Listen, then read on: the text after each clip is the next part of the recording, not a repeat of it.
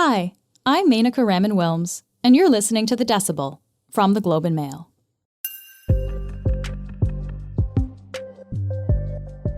After many attempts through the years, Canada finally has a childcare deal.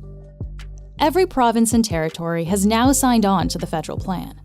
This means that families across the country will eventually pay only $10 a day for childcare. This is truly a historic day.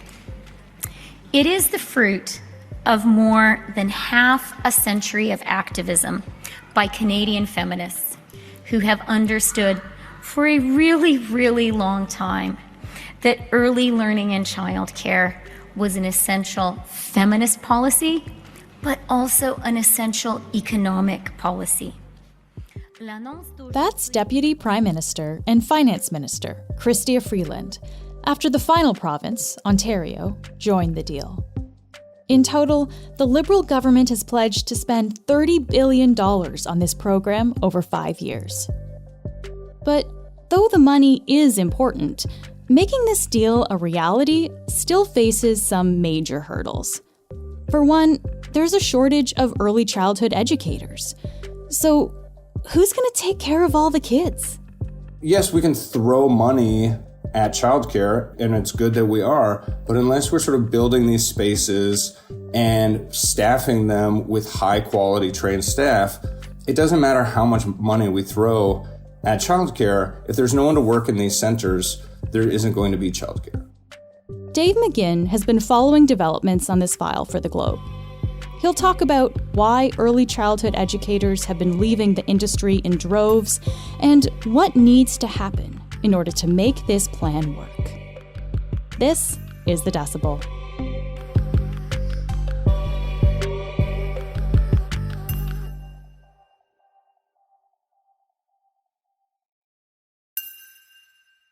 Welcome to the show, Dave. Thank you. Yeah, this is my first time on the podcast. It's exciting. What is the argument for funding a program like this in the first place? Like, what is the benefit to society of having kids in care? Right. Great question. You might think, well, I don't have kids, so what do I care about huge amounts of federal money going to fund this program? But there are very good reasons why this benefits everyone. There was a Conference Board of Canada report in 2017 that found that for every $1 invested in early childhood education, the economy benefits by $6 down the road.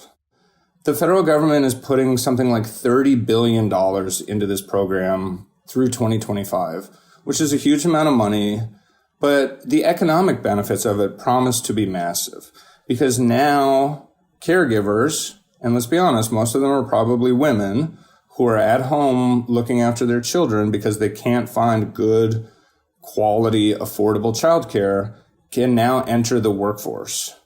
And that's good for them, but it's also just great for society as a whole because it boosts our economy significantly. So now that Ontario is on board with this childcare deal, every province has finally signed on to this deal, which is promising $10 a day childcare. And every other province signed on last year. So why did Ontario take so long? That was the million-dollar question this whole year.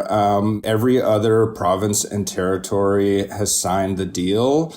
Childcare advocates were very unsure as to what the Ford government's reluctance was to sign on. I'm not sure what the holdup was, but the good thing is it is now finally complete. And you mentioned the Ford government, so obviously that's Premier of Ontario, Doug Ford. And Ford has been saying he's taking time to negotiate a better deal for Ontario.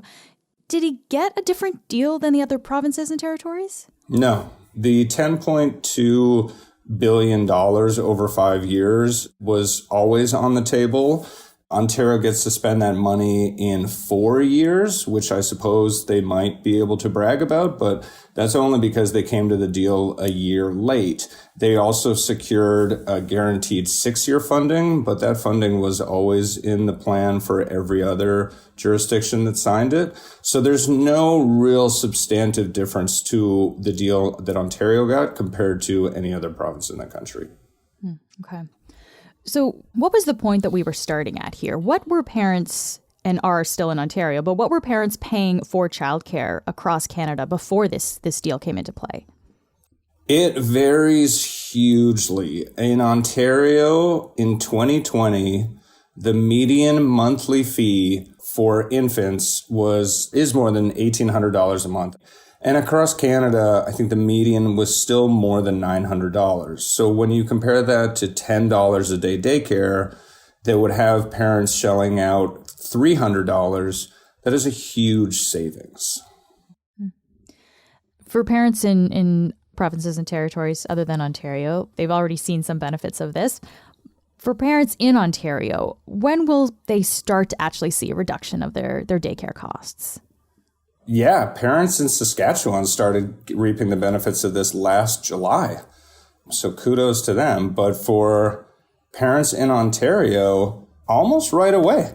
As of next month, so beginning in May, parents will see a reduction of as much as 25%. And that is retroactive to April 1st.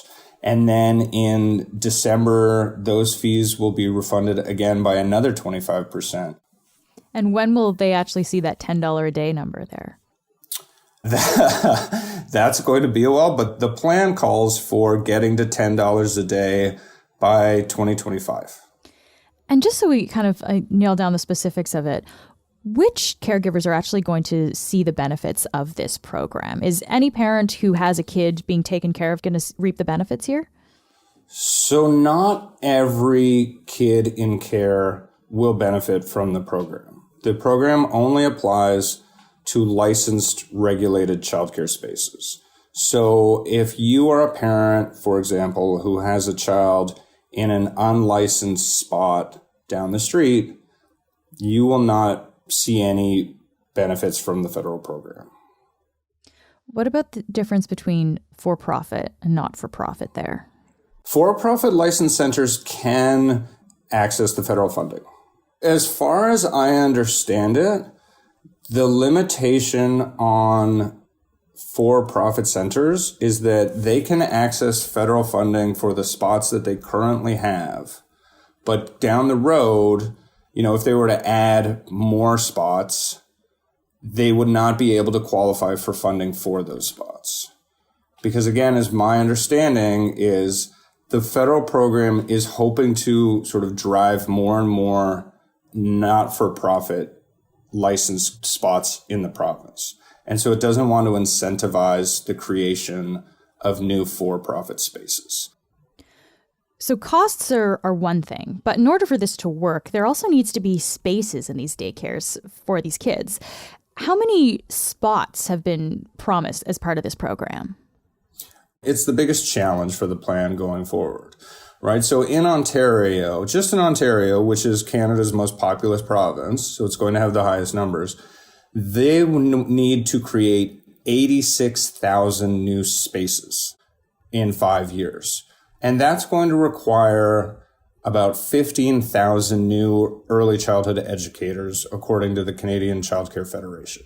So yes, we can throw money at childcare, and it's good that we are, but unless we're sort of building these spaces and staffing them with high quality trained staff, it doesn't matter how much money we throw at childcare. If there's no one to work in these centers, there isn't going to be childcare.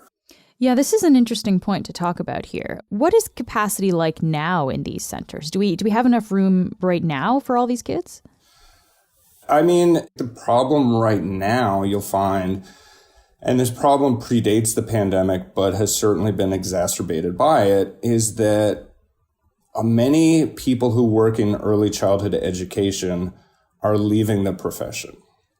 And so, years ago, it might have been the case where their parents were looking at huge wait lists to try to get their kids in care. And those wait lists still do exist in places. But a lot of childcare centers are actually closing rooms because they don't have the staff to work in them. Huh. Why are so many early childhood educators leaving the profession?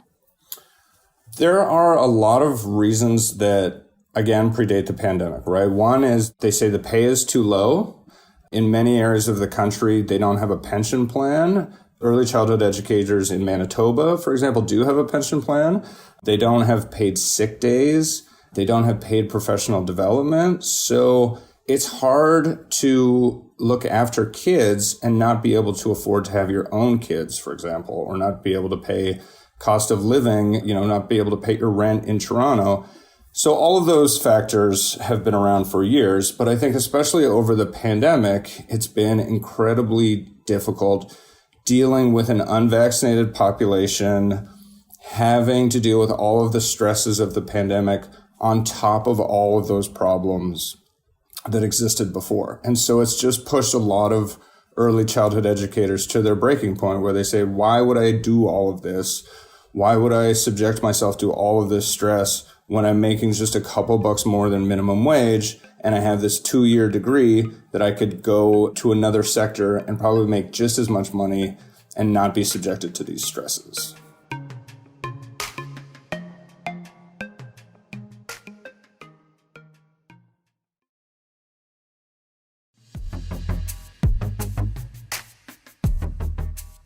So, Dave, what would we need to pay in order to make this job desirable, to attract more ECEs or early childhood educators? So the Ontario Coalition for Better Childcare, which is an advocacy group in the province, laid out what it calls a roadmap to universal childcare in Ontario. And in that document, they said that $25 an hour would be a good starting point for early childhood educators. Under the deal that the province signed with the feds, it's going to take a few years to get there. Under the deal right now, ECEs will make $18 an hour as a minimum, and then that pay will increase by $1 an hour per year until it reaches $25 an hour. So it promises to get ECEs to $25 an hour, but it's going to take a long time to do it. And I think you would find a lot of ECEs will say, most of us make close to $18 an hour already. We need more money right now. Like it's not good enough in their opinion. I think it's important to point out too, though, mostly women working in this sector. And we know there's always a significant gender pay gap. Are we just comfortable paying women less for this kind of work? Who's we? Not me. But to your point, a vastly gendered workforce. I think, according to Statistics Canada, more than 95% of early childhood educators in Canada are women. I think, again, according to Statistics Canada, overall, something like 35% of early childhood educators are racialized women. These are groups that are not valued in society as much as they should be. It's also true that this is a profession that we as a society do not pay well, do not offer pensions to, do not offer paid sick days to. And so I think it's almost impossible to not see a gender bias in how we treat early childhood education. You will certainly have early childhood advocates in Ontario and elsewhere in Canada who will say that the policies that have created the current environment in early childhood education are all underpinned by sexism. The argument there being, well, women just love taking care of children. And it's true. Many women do love taking care of children. But that is not an inherent reward that pays your rent. It's not an inherent reward that allows you to buy a car or afford to have children of your own. So this idea that we don't need to pay a majority female workforce adequate compensation because they just love taking care of kids is an incredibly sexist position to take. This is the fourth time in Canadian history that a national childcare plan has been proposed by a federal government. But this is the first time it's actually happened. So what is making it stick this time? What's different this time around? My view of things, the pandemic made this happen. It's horrible that that's what it took. But when you have huge amounts of women leaving the workforce over the last 2 years because of the pandemic, it has highlighted for many Canadians just how essential good quality childcare is. And on top of that, there's sort of two factors at play because of the pandemic. One is the need to get women back into the workforce. And two, what do we need to do to better our economy? And those two things are obviously very, very related, because getting those women back into the workforce does wonders for our economy. And so if we've moved to this spot where both parents are going to be working, both parents want a career, deserve the satisfactions of pursuing work outside the home, then the need for childcare becomes obvious. I would like to think the next step in that evolution is recognizing the work of childcare. And I do think a lot of parents who were home with their kids over the course of the pandemic and pulling their hair out from the stresses of looking after one or two kids all day realized, oh my God, the ECEs at my kids' daycare do this every day with 10 kids. Hats off to them.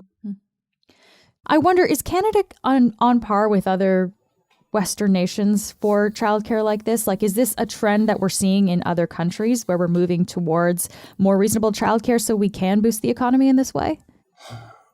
I mean, it's hard to see. I mean, it depends what countries you're looking at. I mean, childcare in America is deplorable. There's no such thing as anything even close to a universal childcare system in America.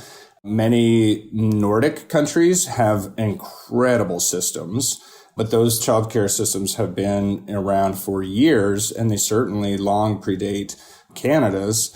But right now, when you look around, Canada is, I wouldn't say leading the trend on this, but just took a giant step forward in childcare relative to many other countries. And there's also maybe a bit of a political aspect here as well, because the Liberals, of course, have been in power for 7 years now. Justin Trudeau has been prime minister for that long. Is this kind of a Trudeau legacy project in a way? For sure. I mean, this is historic, right? Whatever you might make of Justin Trudeau and the federal Liberal government, this is a monumental accomplishment in Canada. As Chrystia Freeland said in the announcement, this goes back to the 60s in Canada, right? This is a long time coming. And you yourself have said, this is the fourth time a government has tried to make this happen. For the first time in this country, we have a pan-Canadian childcare agreement with the feds. It is legacy defining, 100%. Dave, thank you so much for speaking with us today. Thank you for having me.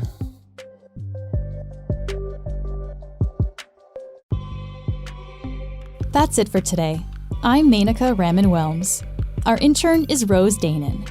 Our producers are Madeline White and Cheryl Sutherland. David Crosby edits the show, and Michal Stein edited this episode. Kasia Mihailovich is our senior producer, and Angela Pacenza is our executive editor. Thanks so much for listening, and I'll talk to you tomorrow.